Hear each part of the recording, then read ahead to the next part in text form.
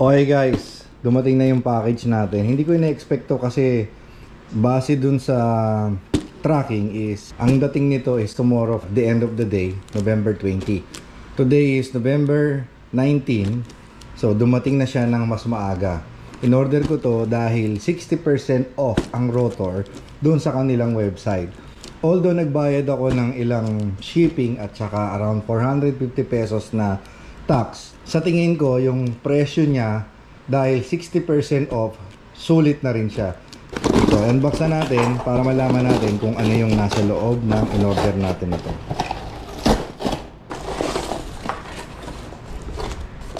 Ang pangit ng packaging ni rotor, grabe.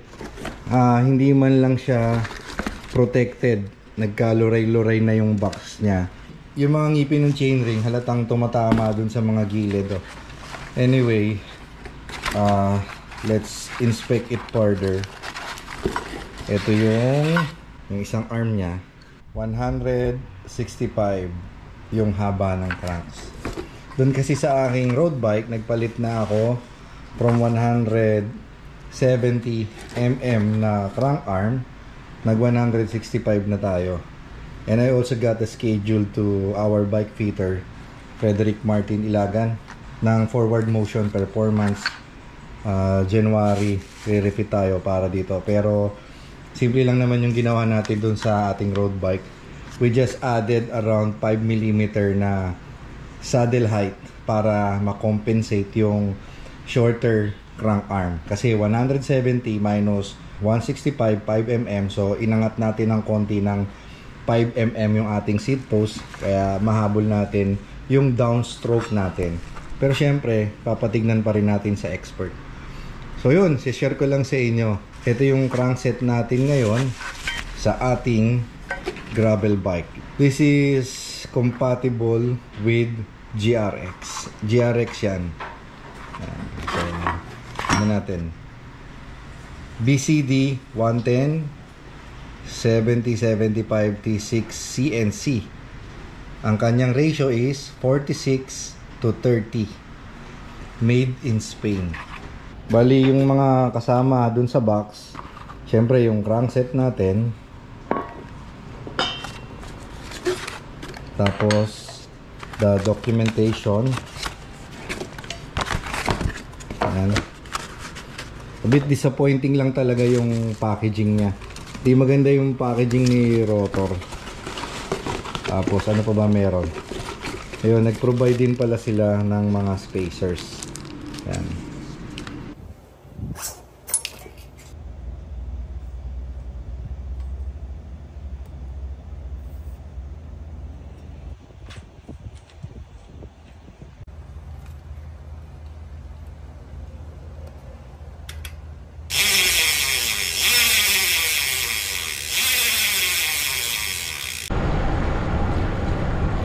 Test ride natin yung bago nating crankset, rotor crankset, GRX compatible.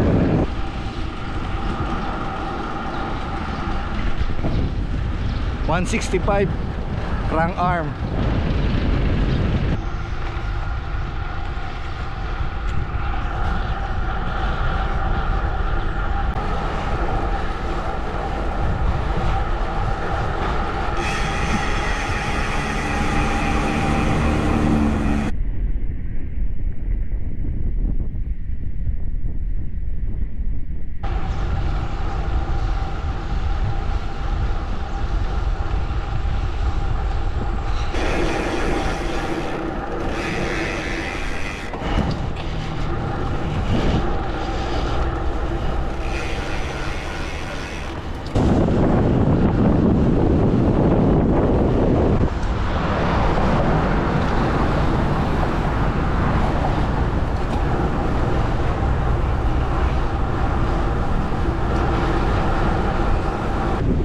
So far, so good. Same experience, same feeling nung dun sa aking road bike. Nag-ikli ako ng crank arm. Although wala akong scientific na details para ipakita sa inyo kung nag-improve ba ako, ang masasabi ko, syempre feeling wise, iba din yung pakiramdam na mas gumanda yung cadence ko. Pero dun sa aking road bike, ang pinagtataka ko, nag-improve din yung cadence ko. From 50-34, nag 50-36 ako. Pero base dun sa data na ginawa ko nung nakaraang ensayo, dalawang training from 50-34 at 170 crank arm versus 52-36 at 165 crank arm, mas nag-improve yung cadence ko at mas tumaas yung power ko. Disclaimer lang ha, base yan sa karanasan ko. This is my own experience. At ang ginawa kong testing is parehas na training program, the same rate of perceived effort. Mas pakiramdam ko, mas naging maganda yung cadence ko at mas tumaas yung power ko at mas madaling mag-maintain ng power. Pero syempre, maraming beses pa natin gagamitin ito at susubukan. Doon natin malalaman kung talagang in the future or in the long run mag-i-improve talaga tayo.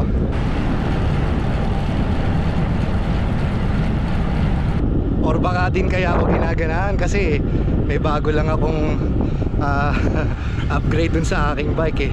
Kaya kahit 8:30 na ako nagsimula, ginaganaan pa rin akong pumadyak.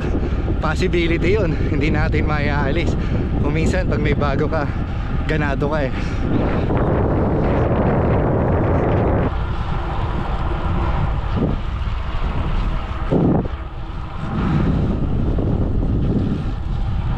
Isa lang din masasabi ko kung bakit feeling ko maganda yung pedal stroke ko eh. Kasi dun sa upstroke, di masyadong ipit yung tiyan ko. Kasi nga umikli yung crank arm eh.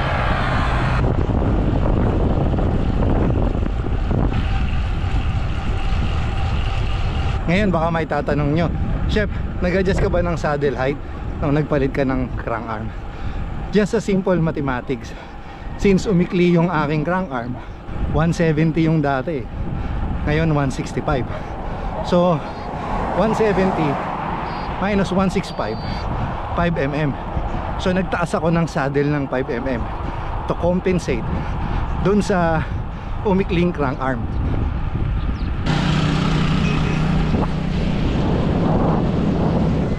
Another question, Chef, nadibago ka ba nung nagpalit ka ng maiksing crank arm?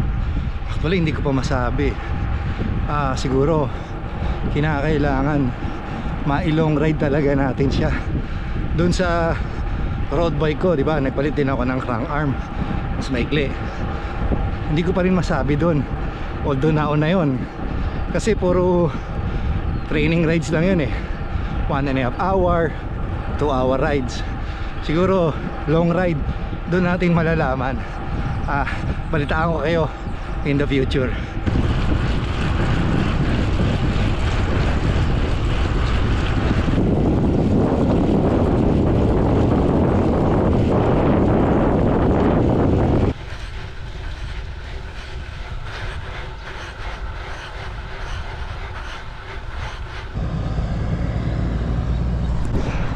Nice. Okay guys, that's our ride for today and that's our vlog for today. Again, disclaimer lang, I'm not an expert. I was just sharing my experience about changing 170 to 165. Sinashare ko lang din sa inyo yung rotor crank na to na jackpot na nakuha natin because of the 60% sale. And since nagpaplano nga ako na subukan yung 165 arm, syempre saktong sakto binigay ng pagkakataon. I did get the rotor crankset for 60% off. I don't know kung meron pang sale, pero check nyo na lang sa website ni Rotor. And if you like this content, please give it a thumbs up. At kung di pa po kayo nang subscribe, please do subscribe in my YouTube channel. Ride safe, stay healthy, God bless you all. This is the Cycling Show.